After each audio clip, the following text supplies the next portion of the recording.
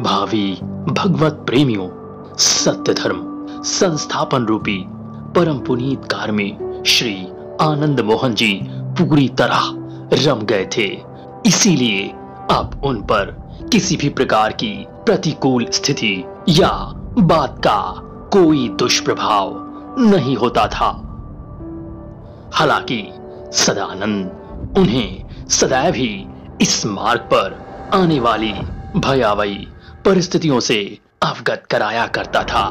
बावजूद इसके वे इस परम पुनीत मार्ग पर आजीवन चलने की बात किया करते थे।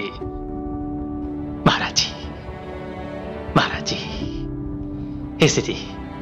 स्थिति कैसी भी हो, संघर्ष कितना भी हो, लेकिन इस सत्य धर्म संस्थापना के परम पुनीत कार्य में हम लोग आजीवन लगे रहेंगे, अपना सर्वस्व देते रहेंगे। हम लोग संकल्प लेते हैं। हाँ महाराज जी, हाँ। इस प्रकार जब कभी उन्हें इस परम सत्य के मार्ग पर आने वाली विषम परिस्थितियों से अवगत कराया जाता था, वे इन विषम परिस्थितियों का सामना करते हुए इस पर अंतिम घड़ी तक चलने के लिए संकल्प लेने लगते थे।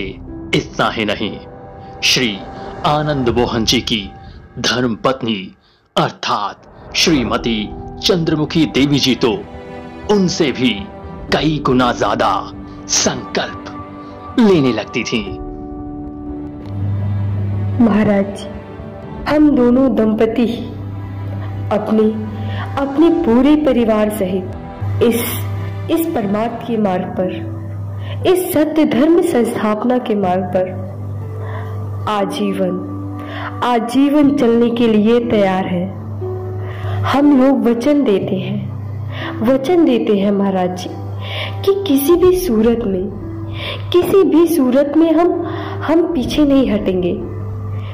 हाँ महाराज जी, हम लोग पीछे नहीं हटेंगे महाराज जी, पीछे नहीं हटेंगे। हाँ महाराज जी, कैसी भी हो परिस्थिति, एक सी हो मनोस्थिति, इसी सूत्र का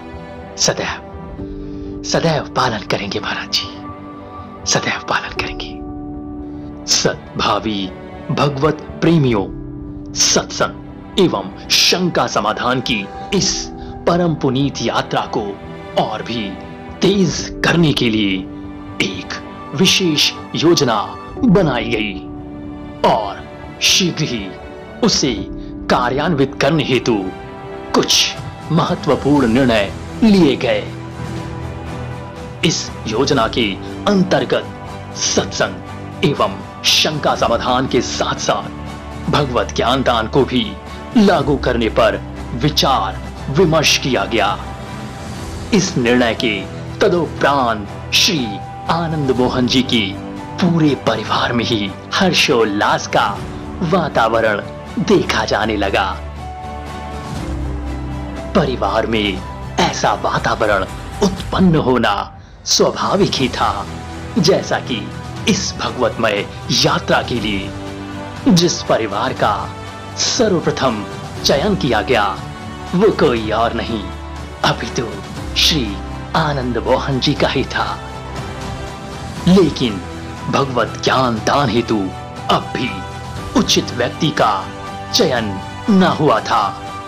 जैसा कि भगवत ज्ञान अपने आप में एक परम पुनीत, परम दुर्लभ, परम गोपनीय रहस्य है, जिसे सिर्फ उसी जिज्ञासु के समक्ष उजागर किया जा सकता है जो भगवत भक्त, परम श्रद्धालु एवं उत्कट जिज्ञासा के साथ साथ अनन्य सेवा भक्ति सर्वतोभावेद भगवत समर्पित होने को पूर्णतः तैयार हो, वो भी अंतिम श्वास तक, अंतिम घड़ी तक।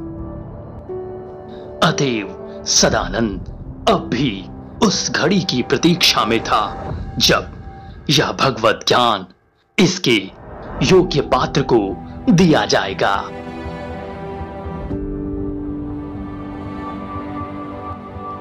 खैर, अगले दिन सदानंद श्री आनंद मोहन जी के पूरे परिवार के साथ निर्धारित स्थल पर पहुंच गए, अर्थात वो स्थान जहां पर सुविख्यात कथावाचक कल्लू भाई का कार्यक्रम हो रहा था।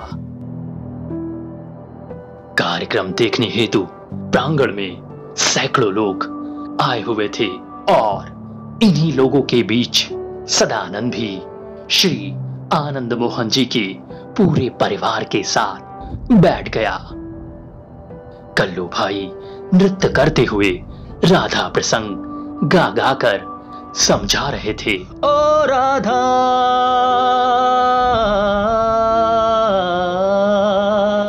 कार्यक्रम अच्छा था, मनभावन था, रुचिकर था, किंतु यह धार्मिक नहीं अपितु मनोरंजक था।